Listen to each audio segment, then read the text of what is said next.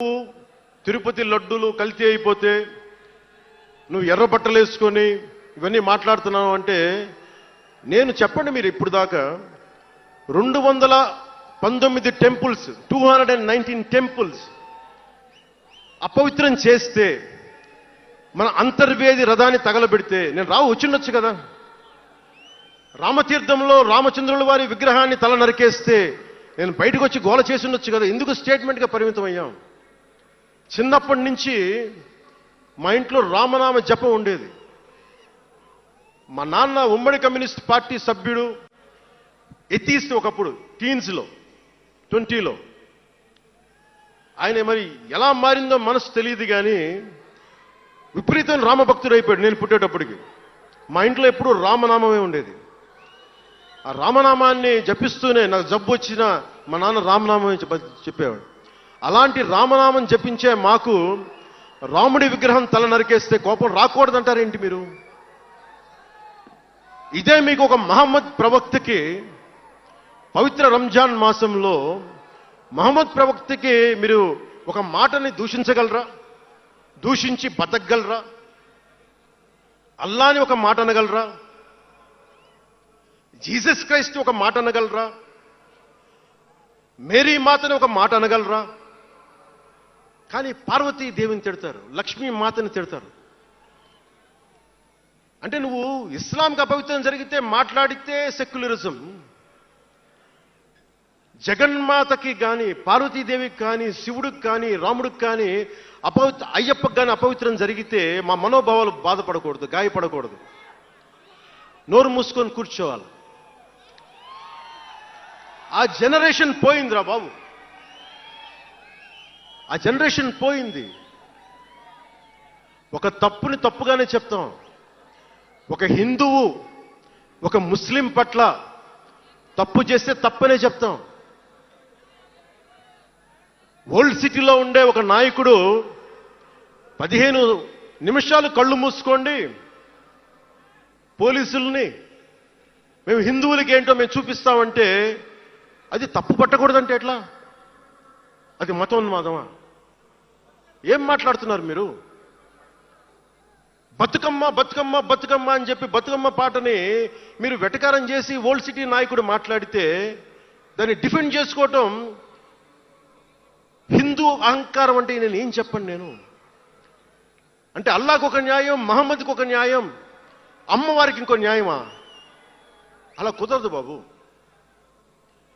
ఈ ధర్మం అందరికీ సమాన అవకాశం ఇచ్చింది. సనాతన ధర్మం ఉండబట్టే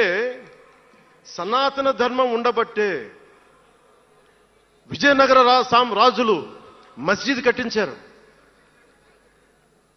సనాతన ధర్మం కాబట్టే బంగ్లాదేశ్ని హిందువుల రక్తంతో తడిపి బంగ్లాదేశ్కి విముక్తి కలిగించాం. ఈ చరిత్ర తెలుసుకుంటే కదా. దేశ విభజన జరిగింది. మీరు ఎంతమందికి తెలుసు దేశ విభజన కష్టాలు? మీరు సినిమాలు అరుస్తారు, అక్కడ తాగిపోయారు మీరు. నేను అక్కడ తాగలా. నేను అమితాబ్కి ఫ్యాన్ని, నేను చిరంజీవి గారికి ఫ్యాన్ని, కానీ దేశానికి అంతకంటే పెద్ద ఫ్యాన్ నేను. అంటే మీరు మనందరికీ బాబాసాహెబ్ అంబేద్కర్ గారి గురించి తెలుసు. First law minister of Bharat.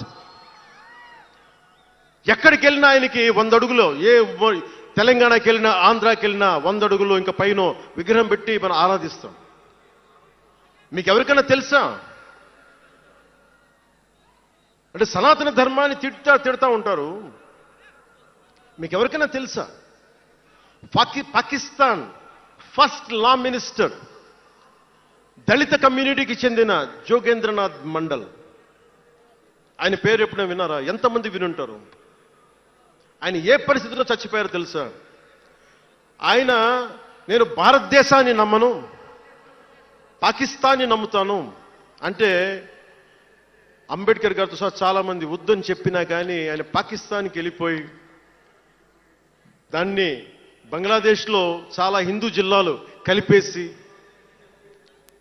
ఆయన దళిత కులాల నుంచి వచ్చిన వ్యక్తి అందరూ ఆయన మాటలు నమ్మి ఆయన సమాజం హిందువులందరూ ఉండిపోతే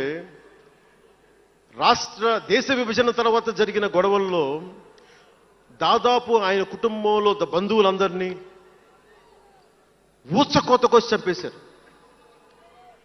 పాకిస్తాన్ లా మినిస్టర్గా వెళ్ళిన వ్యక్తి భారతదేశానికి తిరిగి కాందీసుకుడుగా వచ్చి చనిపోయారు ఆయన. అంటే ఏం చెప్తున్నది ఇది? 10-12% ఉండే హిందువులు పాకిస్తాన్లో, 10-12% ఉండే హిందువులు ఉండే పాకిస్తాన్లో, బలూచిస్తాన్లో అంతమంది ఉండే హిందువులు ఈ రోజున 1%-2% పడిపోయారు. బంగ్లాదేశ్ గొడవల నుంచి హిందువులు పారిపోతున్నారు. మన దేశంలో అలా జరిగిందా? ఎంత మర్యాద ఇస్తాం ఇస్లాంకి? నా దగ్గర ఉండే వ్యక్తులను అడగండి, ఇస్లాం పాటించే నా దగ్గర ఉండే నా సన్నిహితులను అడగండి. ఇది పవన్ కళ్యాణ్ గొప్పతనం కాదు, సనాతన ధర్మం నాకు నేర్పింది ఇది. నువ్వు రాముణ్ణి ఆరాధించు, అల్లాని గౌరవించు, అల్లాని ద్వేషించమని మాకు సనాతన ధర్మం చెప్పలా. ఇది చెప్పాలి, అర్థం చేసుకోవాలి. ఈ సూడో సెక్యులరిస్టులు, కుహానా సెక్యులర్ వాదులు. నేను ఒకసారి వైజాగ్లో 19లో ఒక సీనియర్ నాయకులను అడిగాను. నేనేమడిగానంటే, secularism, what is the true meaning of secularism అని. అలా మాట వచ్చి నేనేమడిగానంటే, మీరు ఒక హిందువు తప్పు చేస్తే ఖండించండి, ఒక ముస్లిం పట్ల ద్రోహం చేస్తే ఖండించండి, శిక్షించండి. అలాగే ఒక ముస్లిం ఒక హిందువుల్ని ద్వేషించినా దాడి చేసినా శిక్షించండి. ఇద్దరికి శిక్ష ఒకటే.